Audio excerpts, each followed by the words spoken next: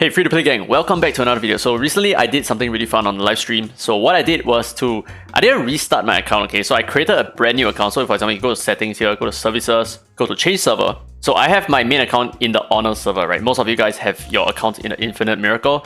I saw that there was an empty slot over here, so I decided to create a new account in the ritual miracle. Reason for that is I think eventually they're going to merge all the servers, but for the time being, I am only going to be facing ritual miracle players who are effectively a lot easier to deal with than, let's say, the current servers. So the current infinite miracle servers are full of really hardcore whales, so they are a little bit more difficult for new players to compete with. But if you're a new player or if you feel like creating a new account like I am doing right now, then the Ritual Miracle is probably like a really good place for you to start a new account just for fun mostly, right? So the reason why I created this new account is just to test out how far I can go as a pure free-to-play, right? So completely free-to-play, no expenses whatsoever. You can check it out over here. So in my shopping fiesta, right? See, I have not even redeemed any kind of points at all, which means I have not spent anything at all. And I intend to keep this account completely free-to-play. Now the thing is, at the point of recording this video, it is currently 9:50 p.m. on the 14th of August, which means this account is effectively less than 24 hours old. So I started this account like maybe 23.5 hours ago, but right now I'm quite happy to say that I have achieved quite a lot within the first 24 hours, and I wasn't even being completely effective with my resources, right? Like for example, my stamina. So I've been using all my stamina pots, which is something that I need to do anyway. But for example, I wasted so much stamina just grinding ripples. Okay, so the ripples just kept on appearing, and I just kept on clicking, and I just kept on continue farming the ripples.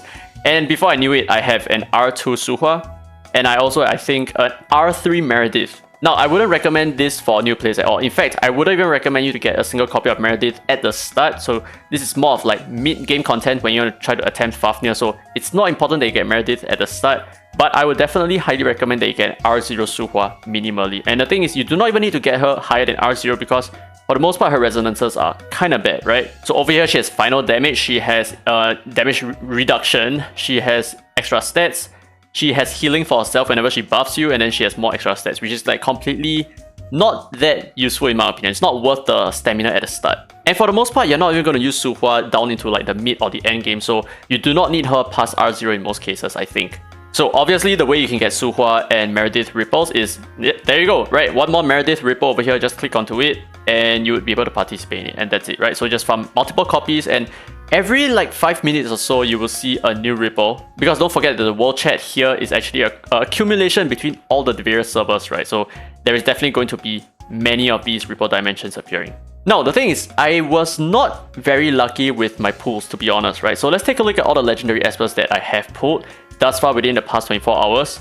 So I have a Javid, which is my first esper, and I'm quite thankful that I got Javid. Reason being, the game actually stopped giving Jiangman as a free epic esper by completing chapter 1-13. It's no longer possible to get Jiangman, which means progression is extremely hard unless you luck out on a Jiangman, which is very rare. I do not even have a Jiangman right here. So I'm quite happy that I got a Javid as my first esper. He performed pretty much the same role as what Jiangman was capable of, although Jiangman is still a little bit better with the silence debuffs and like the other poisons and all that kind of stuff. So Javid is still okay. He isn't that bad. He did help me to climb my story mode and my spatial tower quite a fair bit as well. Then the next esper I got aside from Tang Xuan was Hyde. So this is an extremely bad pull for early gamers because you can't really use him for any content at all. He's not very strong at the start. He's only really strong at the end game in my opinion. And then my third legendary esper was a Zora, which is the complete rip-off of my currency because you can't really use a Zora at R0 because you kind of want to have her at R2 minimally for the defense break and all that kind of stuff. So it's quite hard to use her, especially since I do not have the ability mons to give her any usefulness, right? And then next I got myself a Brewster, which again, not that good at R0. So you need him to be at R2 for him to be good. So for the most part, all of my legendary pulls were shit. No, the only legendary esper that I have that is extremely good is obviously Gaius, and how I got Gaius is not via the Echo. Okay, it's not directly via like Go Records.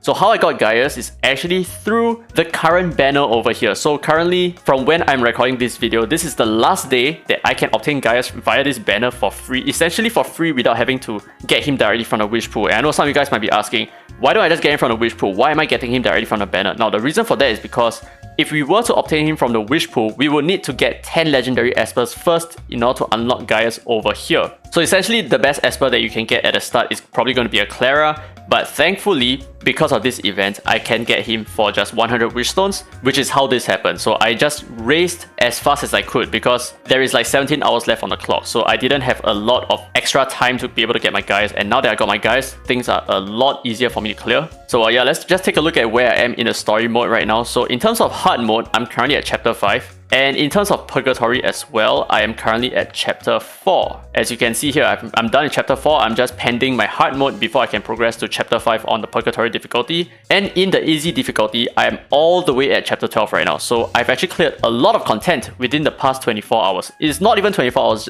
just yet. But of course, when you're watching this video, it's going to be quite a few days after this recording because there are some other stuff that I would like to cover between now and then. So that is my progression in the story. And let's take a look at my spatial tower. So at the spatial tower, I'm currently stuck on the 40th floor. In fact, I didn't really try all that much. I haven't even manual this floor at all. So I auto climbed all the way to the 40th floor within the first day. I think this is quite a major milestone in my opinion, right? It's a great place to be because right now it kind of shows that I have a stable foundation and I'm able to climb a little bit further and further and further because for the most part, the distance between the 40th floor and the 100th floor, I wouldn't say that it's a really huge difference. It's just more of like controls and controls and controls, and that's about it. So I am very sure that I can probably clear the entire spatial tower within the week itself because that would be 7 times the amount of time that I've spent playing on this account. Now, of course, some of you guys might be curious to know how many summons I have made thus far because I have quite a bunch of legendary espers, right? And in fact, I even got Gaius via wish stones. So the thing is, I had 111 wish stones from 210 summons. Yes, I achieved 210 free-to-play summons within the first 24 hours of playing the game. And this is probably like the biggest achievement that I've ever made. So even in my beginner's guide, it took me 8 days to get 350 summons. And I'm not sure why. I even had Jiangman, I had the twins as well. I was just probably not using my time effectively. But for this account, I think I was being a little bit of a tryhard and I just pushed beyond whatever that I needed to push. And I've gone as far as 210 summons, which is insane, dude. So that was pretty fun, but I must admit something, okay? So not everything is really on my part. So some of the things came from other players as well. So what I'm talking about is if you go to Excursion, you go to Ritual Miracles, right?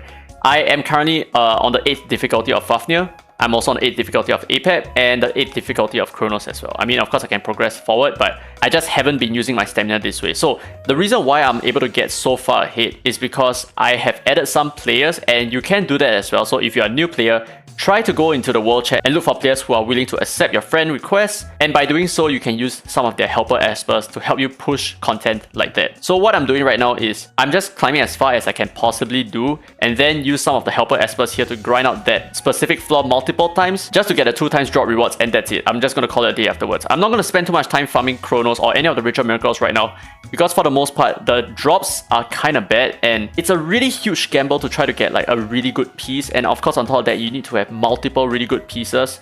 So I think the most important thing right now for new players or like players who are just starting out is to just try your best to level up your espers as much as possible. Now, of course, you do not want to grind out all the EXP at the start because then you're forgoing some of the EXP that you can obtain from the story mode. So if you really want to minimax, I wouldn't recommend you to farm the Sonic Rift as well for the time being. Just keep on clearing the story mode until you're really hard stuck. The moment you are really hard stuck, that is when I would recommend you to go into the Sonic Rift over here just to farm a little bit more EXP. But this is just me, right? This is just the way I play the game. I like to minimax a lot, and to me it doesn't make sense to farm the Sonic Rift right now when I'm still able to farm like the story and the spatial tower, for example. So yeah, there is definitely a lot of room for me to mess around and improve my account a lot more and just clear more content along the way. But I just want to be honest and say that I had some external help via some friend requests. But yeah, so that's it for my 24-hour-old account. I'm gonna mess around with this account a little bit more and try to get it to eventually the end game status, which means I would have to farm a lot of stuff. I would have to use my resources very effectively because I'm completely free to play, and we'll see how this goes. Anyway, if you want to see more of such content, let me know down in the comments below what you want to see, whether are you interested or not. Are you hyped about this? Do you want this to be a more recurring series where I talk a little bit more about my current accomplishments? Because I know right now I'm just giving a very brief overview of whatever that I've done the past 24 hours. I haven't actually shown you anything at all. Like, I haven't shown myself clearing any of the story modes, any of the spatial towers as well. But I think I want to reserve that to more live streams. Let me know what you think about that. Anyway, I hope you guys enjoyed today's content. If you did, don't forget to thumbs up. It really helps the channel, and subscribe for more Dislyte content. Now, that's it. This has been Derek Free to Play, and as always, I will see you in the next video.